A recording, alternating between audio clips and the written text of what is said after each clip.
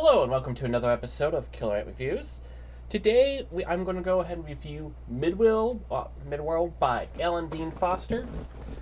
If you have actually watched some of my past videos, I've actually reviewed a couple of his books, and this is actually within the same series as Nor Crystal Tears and Escape from Prism.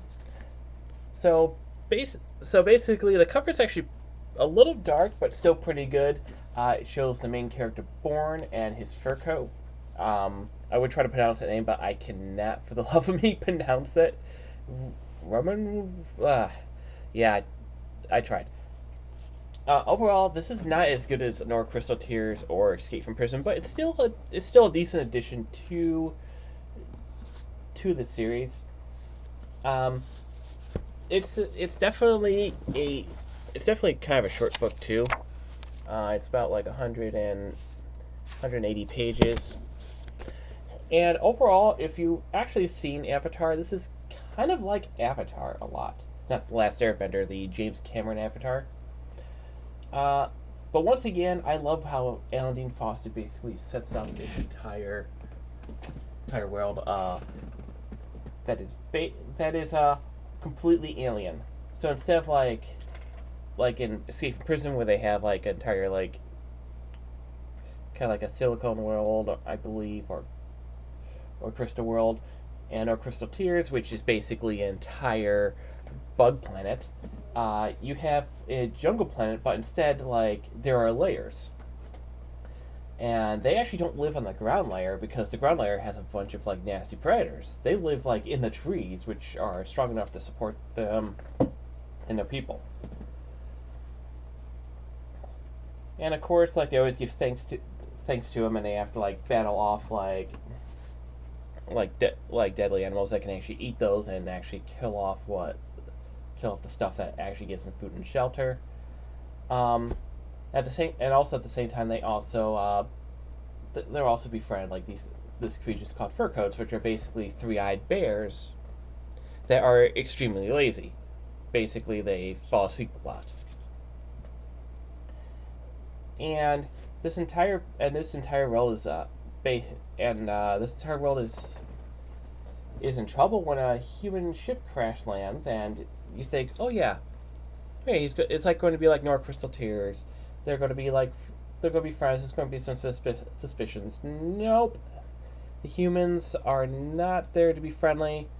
Like an Avatar, they're there to exploit the world. And him and his fellow tribesmen have to figure out how to stop these humans. What's not as good is that the writing was definitely not as strong. There's spots from like what's happening, like the details could have been a bit better. And there's been a couple places where I get lost for a few pages before it picks back up. But overall, it's still a decent book. There was definitely a lot of comparisons with Avatar. Yeah, Beck doesn't have anything either. And it definitely feels that James Cameron, if you know James Cameron, he was Terminator. It feels like he borrowed from like an episode of I think Outer Limits.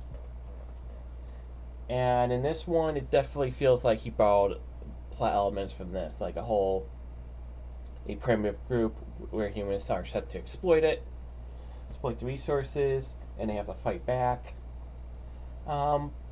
But I also did like the relationships between Bourne and like one of the hunters of the tribe, which basically wants to go after humans. And it also shows like the humans are not as good as what you always would think they are. So overall, what would I give this book? I'll give it a 7 out of 10. That is, like I said, it was Nor Crystal Tears and Escape from Prison were my two favorite books. This one definitely takes a couple steps down, but overall it is not even close to being a terrible book. It's a quick read.